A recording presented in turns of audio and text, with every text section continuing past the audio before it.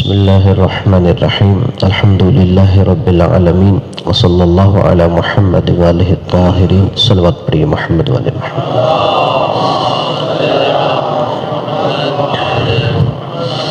اما بعد فقد قال اللہ سبحانہ وتعالی فی کتابہ المجید بسم اللہ الرحمن الرحیم والذین هم للزکاة فاعلون بآواز بلند صلوات پڑھیے۔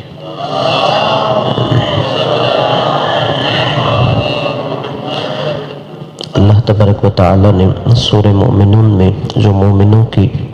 تیسری نشانی بیان کی ہے کہ یہ ایسے لوگ ہیں جو زکوٰۃ کا عمل سر انجام دیتے ہیں۔ اب زکوٰۃ تین معنوں میں استعمال ہوتا ہے۔ ایک، زکوٰۃ سے مراد اللہ کی راہ میں صرف کوئی بھی چیز خرچ کرنا۔ دوسرا، زکوٰۃ واجب صدقے کے لیے استعمال ہوتا ہے۔ اور تیسرا لفظ زکوٰۃ تزکیہ نفس کے لیے استعمال ہوتا ہے۔ اب یہاں پر زکوٰۃ سے کیا مراد ہے؟ جو عام طور پہ ہم واجب صدقہ بولتے ہیں وہ زکوٰۃ مراد ہے، یا صرف راہ خدا میں خرچ کرنا مراد ہے، یا تزکیہ نفس مراد ہے؟ اس میں زیادہ تر جو مفسرین کی معتبر رائے یہ ہے کہ اس سے مراد جو صرف عام طور پہ راہ خدا میں خرچ کیا جاتا ہے، جسے ہم نافلہ صدقہ بھی کہتے ہیں، مستحب صدقہ بھی کہتے ہیں، وہ مراد ہے۔ اس کی وجہ یہ ہے کہ یہ سورہ مکی ہے، اور جو زکوٰۃ واجب ہے اس کا حکم مدینے میں نازل ہوا تھا، لہذا ابھی تک واجب زکوٰۃ کا حکم نازل جب نہیں ہوا تو کیسے ممکن ہے کہ اللہ مکی سورہ میں اس چیز کا تذکرہ کرے؟ اور مستحب صدقہ یا زکوٰۃ سے مراد یہ ہے کہ جو بھی انسان اللہ کی راہ میں خرچ کر رہا ہوتا ہے اس کو مستحب صدقہ کہا جاتا ہے، کیونکہ واجب صدقہ کے اور احکام ہوتے ہیں، مستحب صدقہ کے اور احکام ہوتے ہیں۔ جیسے سورہ بقرہ میں بھی ہے کہ یسألونک ماذا ینفقون، کہ میرے حبیب یہ آپ سے سوال کرتے ہیں کہ اللہ کی راہ میں کیا خرچ کریں، کیونکہ اللہ کی راہ میں خرچ کرنے کے حوالے سے ایک حدیث قدسی میں ہے کہ اللہ نے فرمایا کہ اے میرے بندے، اگر تو میری راہ میں خرچ کرے گا تو میں تیرے اوپر خرچ کروں گا، یعنی اگر تو میری راہ میں اپنا مال خرچ کرے گا تو میں تیرے رزق میں برکت عطا کر دوں گا۔ اور پھر جو سورہ بقرہ میں کہا کہ یسألونک ماذا ینفقون، یعنی لوگ سوال کرتے ہیں کہ اللہ کی راہ میں کیا خرچ کریں کہ ہمیں زیادہ ثواب ملے۔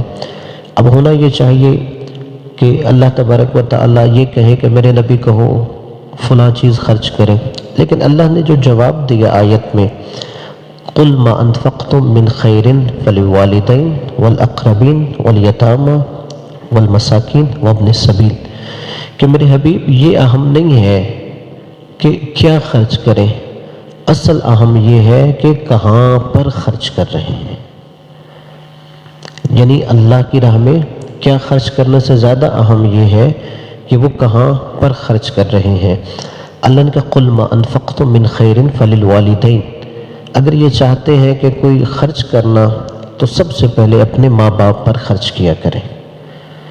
واجب صدقہ جو ہے وہ ماں باپ کو دینا جائز نہیں ہوتا،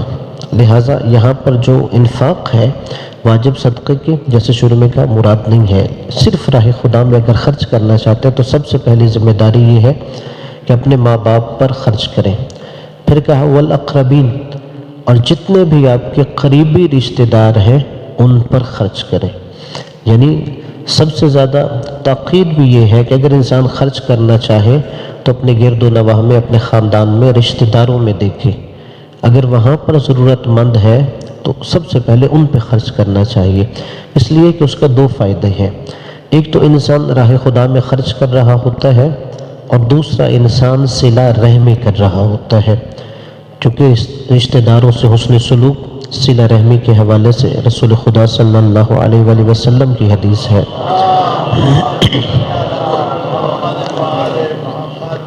کہ اگر کوئی بندہ یہ چاہتا ہے کہ اس کے رزق میں برکت ہو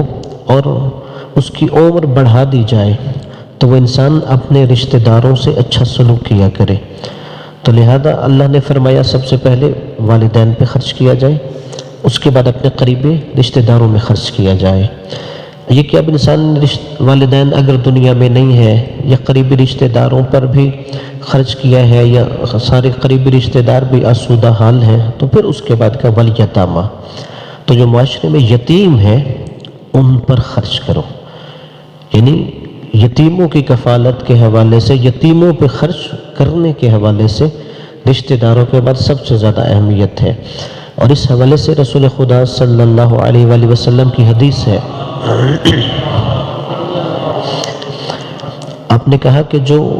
یتیموں کی کفالت کرتا ہے، یہ یتیموں پہ خرچ کرتا ہے، رسول خطبہ دے رہے تھے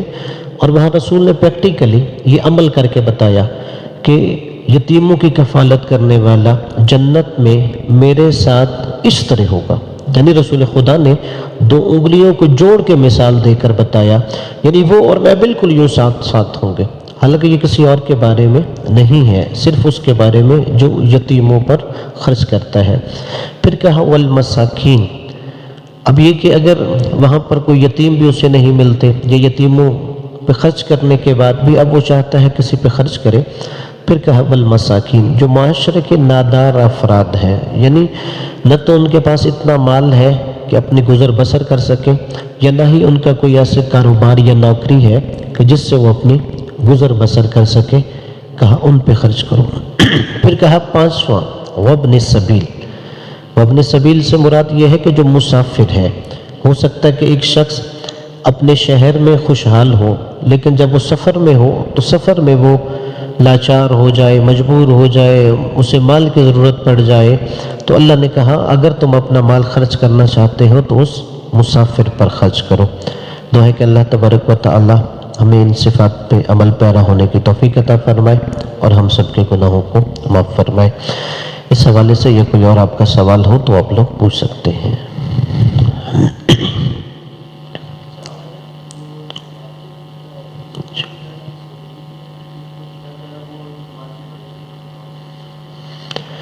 ہاں جی، اگر زکوٰۃ فطرہ ان کا سوال ہے جس کو دیا جائے، ضروری ہے کہ وہ نماز روزے کا پابند ہو۔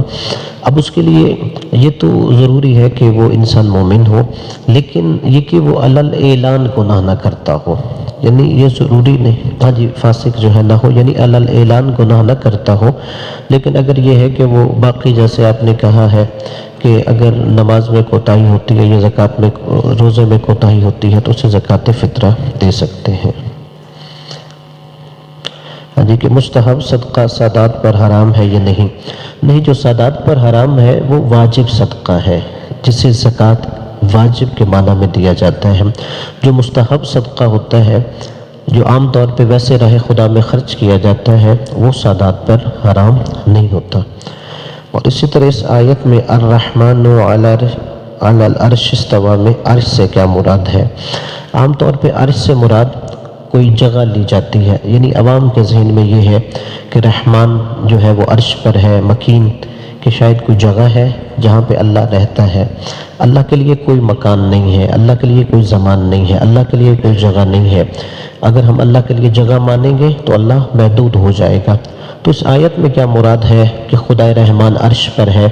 اس سے مراد یہ ہے کہ جیسے اللہ اس مادی دنیا پر حکومت کرتا ہے، ویسے ہی ما وراء طبعی دنیا جو غیر مادی دنیا ہے، اس پر بھی اللہ کی حکمرانی ہے، یعنی یہ اللہ کی حکمرانی کا اعلان ہو رہا ہے۔ چونکہ عرش عام طور پہ تخت کے معنی میں بھی ہوتا ہے کہ جو انسان حکومت کے لیے تخت استعمال ہوتا ہے، تو یہاں پہ الرحمن علی العرش استویٰ سے مراد یہ کہ جیسے اللہ مادی دنیا پر حکومت کرتا ہے، ویسے ہی اللہ تبارک و تعالی ما وراء طبعی دنیا پر حکومت کرتا ہے۔ اور اس میں یہ ہے کہ شب معراج جو اللہ نے رسول خدا سے ہاتھ ملایا، وہ ہاتھ کس کا تھا؟ یہ روایت میری نظر سے نہیں گزری، یعنی جیسے میں نے پہلے عرض کیا تھا وہاں لہجہ امیر المومنین علیہ السلام کا تھا، لیکن آیا یہ کہ اللہ تبارک و تعالیٰ نے کوئی ہاتھ بھی ملایا تھا، وہ روایت میری نظر سے نہیں گزری۔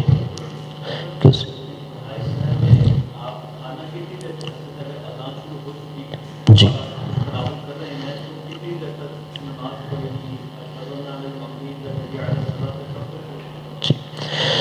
اب دیکھیے، جو روزے کا وقت ہے طلوع فجر سے لے کر غروب آفتاب تک ہے، یعنی شرعن روایات آپ دیکھیں گے روزہ شروع کب ہوتا ہے؟ طلوع فجر سے ہوتا ہے، لیکن اس کے لیے پھر ہمارے فقہا کہتے ہیں کہ احتیاط اس چیز میں ہے کہ چند منٹس پہلے وہ کھانا پینا چھوڑ دے۔ اب ظاہری بات ہے کہ پورے مثلا لاہور شہر میں دیکھا جائے تو تمام اہل تشیع کی مساجد میں جو منتہائی سحر کا وقت ہے وہ الگ الگ ہوتا ہے، تو اس میں بہتر یہ ہے کہ انسان کو یہ پتہ ہونا چاہیے کہ آج میرے شہر میں طلوع فجر کا وقت کیا ہے۔ وہ جو طلوع فجر کا وقت ہے اگر آپ اس سے پہلے احتیاطاً 5-10 منٹ چھوڑ دیں تو یہ زیادہ بہتر ہے، یعنی کوئی معیار یہ نہیں ہے کہ ہمارا مؤذن اذان شروع کرے تو پھر میں کھانا پینا چھوڑ دوں، یا آیا وہ درمیان میں ہو یا آخر میں ہو۔ لیکن چونکہ عام طور پہ ہم اہل تشیع ماہ رمضان میں طلوع فجر سے پہلے اذان کہہ دیتے ہیں، عام طور پہ طلوع فجر سے 15 منٹ پہلے اذان ہو جائے گی، 17 منٹ پہلے اذان ہو جائے گی، لہٰذا اس صورت میں اگر اذان کے ختم ہونے تک بھی انسان کھاتا رہے تو اس میں طلوع فجر سے پہلے ہی اس کا روزہ شمار کیا جائے گا، یعنی اگر وہ یہ سمجھے کہ ابھی اذان ہو رہی ہے اور اذان کے ختم ہونے تک بھی وہ کھا رہا ہے تو اس کے روزے پہ کوئی حرج نہیں ہوتا۔ جی اللیل، ہاں جی، اب اس میں یہی ہے کہ غروب کسے کہتے ہیں؟ اہل سنت کے نزدیک یہ ہے کہ غروب سے مراد یہ ہے کہ جب سورج کی ٹکیا ہماری آنکھوں سے غائب ہو جائے تو غروب ہو جاتا ہے،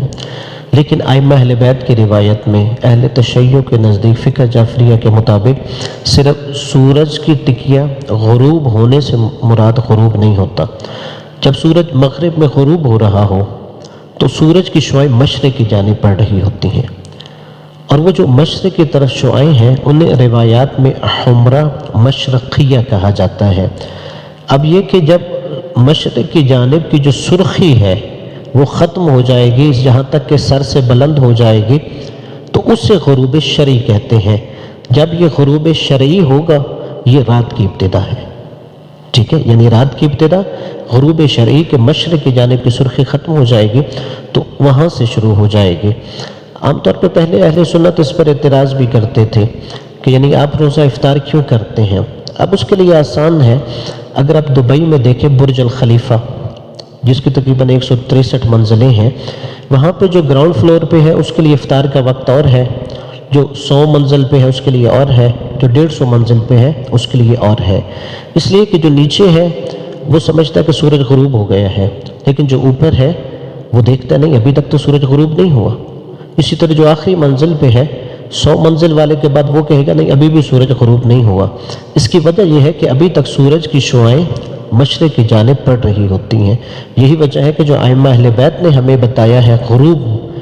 اس سے مراد غروب شرعی یہ ہے کہ جو مشرق کی سرخی ہے وہ ختم ہو جائے گی، سر سے بلند ہو جائے گی، تو وہ شرعاً رات کی ابتدا ہو رہی ہے اور غروب شرعی ہو رہا ہے۔ جی